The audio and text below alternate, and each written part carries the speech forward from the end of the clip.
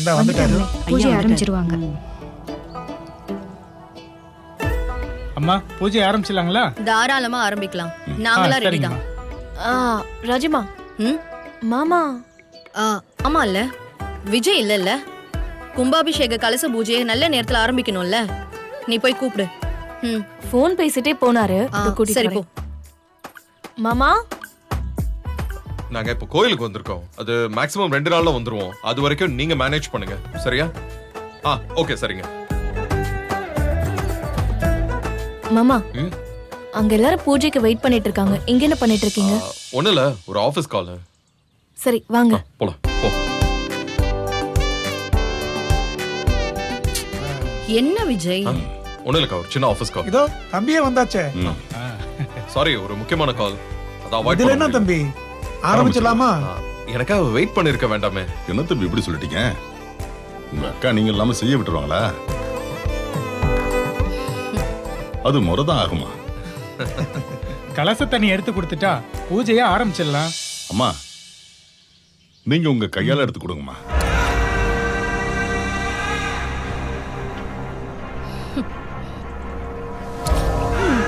ஒரு நிமிஷம்மா,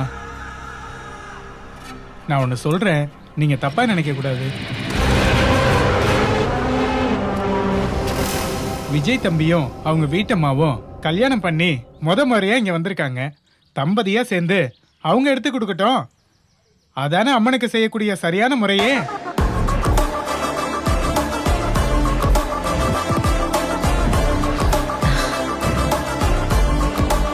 ராஜேஸ்வரி அம்மா வயசுல பெரியவங்க, அவங்க இவங்களை ஆசீர்வாதம் பண்ணட்டும். என்ன நான் சொல்றது? படா, நம்ம ஆசைப்பட்டதையே இந்த ஐயா சொல்லிட்டாரே. இது அப்படியே பில்டப் பண்ணி மாப்பிள்ளையும் மல்லியும் அபிஷேகம் பண்ண வச்சிட வேண்டியதுதான். ராஜிமா, ஏதாவது பண்ணுங்க. இங்க பாருங்க, அம்மா வெளிநாட்டுல இருந்து வந்திருக்காங்க. நம்ம கும்பாபிஷேகத்துக்காக தான் வெளிநாட்டு பிரயாணத்தை தள்ளி போட்டிருக்காங்க. அடப்பாவி, அடிச்சு விடுறான் பாரு. ஆமாமா, கோயிலுக்கு இந்த மாதிரி விசேஷம் சொன்னதும் மறு வார்த்தை பேசாம 50,000 தூக்கி கொடுத்து மேற்படி ஆகிற செலவையும் பாத்துக்கிறேன்னு சொல்லியிருக்கால. நன்கொடை கொடுத்தாங்கிறதுக்காக மட்டும் சொல்ல வரல. தம்பி சென்னையில தான் இருக்காப்ல. நாளை பின்ன மத்த கோயில் விசேஷத்துக்கும் நம்ம கூட இருப்பாரு. ஆனா அம்மா அப்படி இல்லைல்ல. அது இந்த தடவை அம்மாவே செய்யட்டுமே.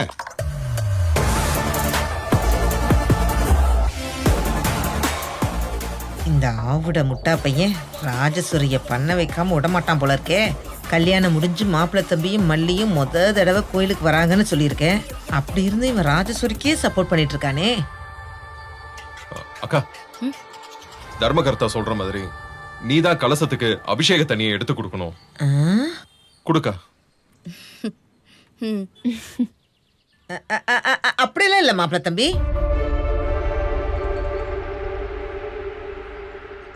ஐயா என்ன சொல்றாருன்னா, நம்ம அம்மனை பொறுத்தவரை புருஷன் பொண்டாட்டி சேர்ந்து பண்ணா பொருத்தமா இருக்கும்னு சொல்ல வராரு. இல்லைங்க ஐயா? அதான குடும்பத்துக்கு நல்லது. ஆமா, இந்த அம்மா நான் சொல்றத சரியா புரிஞ்சுக்கிட்டாங்க. பாருங்க, நான் எக்காரணத்தை கொண்டும் ராஜேஸ்வரி அம்மாவை இதை செய்யணும்னு சொல்லல. இவங்க 2 பேரும் சேர்ந்து செஞ்சா ரொம்ப சிறப்பா இருக்குமே, குடும்பத்துக்கு நல்லா இருக்குமேன்னு சொன்னேன். பெரியமா, இதுலயே நீங்க தலையிடுறீங்க? சும்மா இருங்க, சொன்னா கேளுங்க. ஐயோ, ஸ்டார்ட் பண்றதுக்கே இவ்வளவு கன்ஃபியூஷனா? இப்ப சமசி தள்ளி போட்டு யாருன்னு முடிவு பண்ணிடலாம். வெண்பா, பெரியவங்க பேசும்போது குறுக்க பேசக்கூடாது. அமைதியாரு. பாப்பா சொல்றதும் சரிதானே. யாரு பண்றதுன்னு குழப்பம் வந்துருச்சு. எதுக்கு தேவையில்லாம மனஸ்தாபம்? வாங்க சாமி முன்னாடி சீட்டு போட்டு பார்த்தா தெரிய போகுது. என்ன சொல்றீங்க? ஐயா, மனஸ்தாபம்லாம் ஒண்ணும் இல்ல. அக்காவே பண்ணட்டும். சீட்டெல்லாம் ஒண்ணும் வேண்டாம். இல்ல தம்பி, குலதெய்வத்துக்கு பாத்தியம் உள்ளது நீங்க தான். நீங்க செய்யறதுதான் உங்க குடும்பத்துக்கு நல்லது. என்ன இவங்க? கொஞ்சம் இருங்க. யார் அபிஷேக தண்ணி எடுத்துட்டு வந்து ஊத்துறதுன்னு பிரச்சனை வந்ததுக்கு அப்புறம் அந்த அபிஷேக தண்ணிய யார் கொண்டு வரதுங்கிற முடிவை இந்த அம்மன் கிட்டே விட்டுருவோம். அதான் சரியா இருக்கும். ஆமாமா, நீங்க சொல்றதுதான் சரி.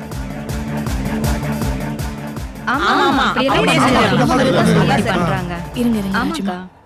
இந்த பாருங்க ஐயா, சாமி உத்தரவு கொடுக்கறத பத்தி இவங்க கிட்ட கொஞ்சம் தெளிவா சொல்லிருங்க. அம்மன் சன்னதியில 2 கலச குடங்கள் இருக்கு. அதுல ஒரு கலசத்துல அபிஷேகத்துக்கான கங்கா தீர்த்தம் இருக்கு.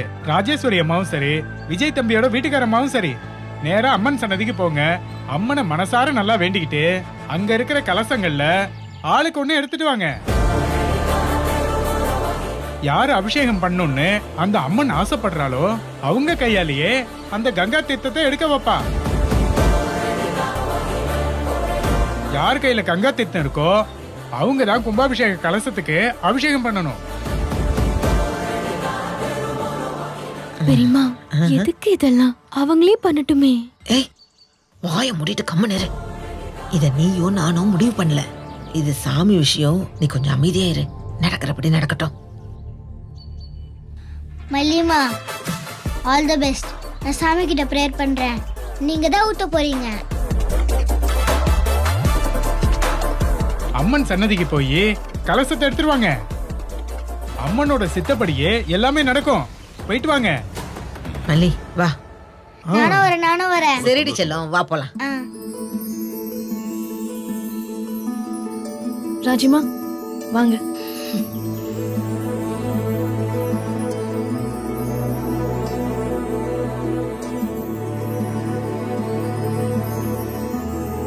ம்.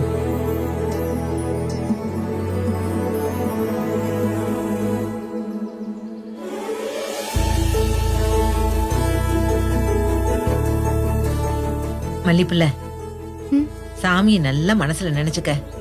பெரியம்மா எதுக்கு இந்த போட்டி எல்லாம்? இங்க பாரு மல்லி, இதெல்லாம் பேசுறதுக்கு இது இடம் இல்ல. நாமளா இத சொன்னோம்? எல்லாம் அதுவா நடக்குது. ஏத்துக்கிட்டு செய்யப்புள்ள. சாமி அனுமதிப்படி எல்லாமே நல்லதா நடக்கும். அப்படிதான்.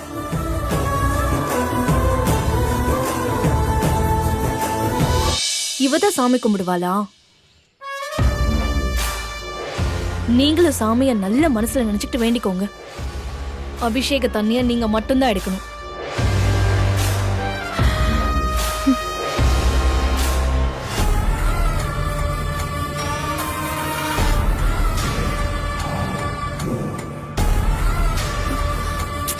ராஜிமா, நீங்களும் கண்ணை மூடி கும்பிடுங்க.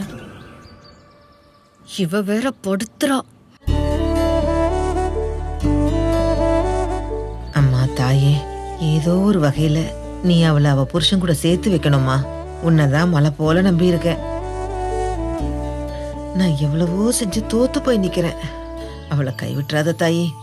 அபிஷேக தண்ணி மல்லி கைக்கு தான் வரணும். தாயே, அபிஷேக தண்ணி ஏன் கைக்கு தான் வரணும்னு இல்ல, அவங்க கைக்கே அது போகட்டும். இந்த கலச பூஜை அபிஷேகம் எல்லாம் சந்தோஷமா நல்லபடியா நடந்தா மட்டும் எனக்கு போதும். தாயே, இது என் கௌரவ பிரச்சனை.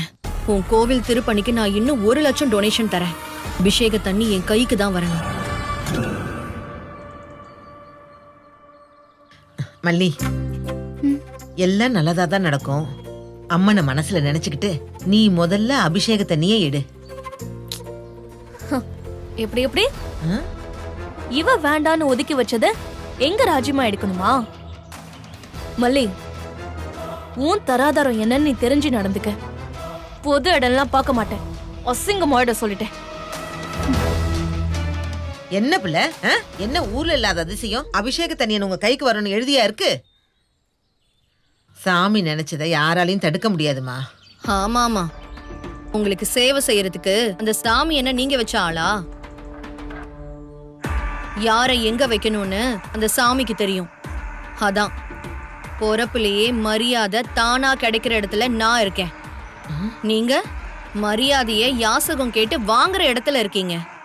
என்னைக்குமே உங்க இடம் அதான்னு மறந்துடாதீங்க. இந்த கோவில் திருப்பணிக்கு சொலையா 50,000 ரூபாய் தூக்கி கொடுத்துருக்கேன். இந்த நிமிஷம் என் கையில 2 லட்சம் ரூபாய் பணத்தோட வந்திருக்கேன். எப்போ அவங்க வந்து டொனேஷன் கேட்டாலும் அப்படியே கொடுக்க தயாரா இருக்கேன். நோட்டா 20 ரூபாய் தாள் இருக்காடி உன்கிட்ட?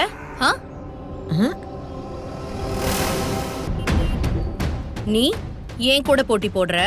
இத பாருங்க ராஜி, ரொம்ப பேசிக்கிட்டே இருக்காதீங்க. நிறைகுடம் தழும்பாதுன்னு சொன்னது எவ்வளவோ உண்மை.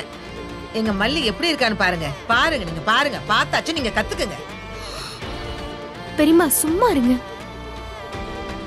ராஜு மேடம் நீங்களே எடுங்க ப்ளீஸ். ஏய் மல்லி, என்ன விளையாடுறியா? அப்படியெல்லாம் விட முடியாது. அவ விட்டு கொடுத்து நான் எடுக்கணுமா? அப்படி ஒரு மண்ணும் தேவையில்ல. எந்த போட்டினாலும் இறங்கி நின்று ஆடுவா இந்த ராஜேஸ்வரி. நாம தான் கோவில்ல சில்லற காணிக்க போடுறதுக்கு கூட விஜயை எதிர்பார்க்கிறோமே. நமக்கு எப்படி சாமி உத்தரவு கொடுக்கும்னு பயந்து முன்னாடி எடுக்கலான்னு பாக்குறியா? ஏ, காசு கொடுத்தாதான் சாமி வந்து ஆசீர்வதிக்குமா? சாமி உங்க பெருமை பிடிச்ச நன்கொடையை மெச்சிக்குதா இல்ல களங்கம் இல்லாத இவ பக்தியை மெச்சுதான்னு பாத்துருவோம். நீங்களே எடுங்க. ஹலோ, ராஜிமா, இந்த விஷயத்துல கௌரவம் பார்த்து விட்டு கொடுக்கலாம் வேண்டாம். அவ ஃபர்ஸ்ட் எடுத்தானா அபிஷேக தண்ணி அவ கைக்கு போக கூட சான்ஸ் இருக்கு. நீங்க முதல்ல எடுங்க. அதான் பெரிய மனுஷி சொல்லிட்டால, எடுங்க. ராஜிமா, என்ன ரஞ்சி கால்ல பூரா போந்த மாதிரி கத்துற? ராஜிமா, கொஞ்சம் இருங்க.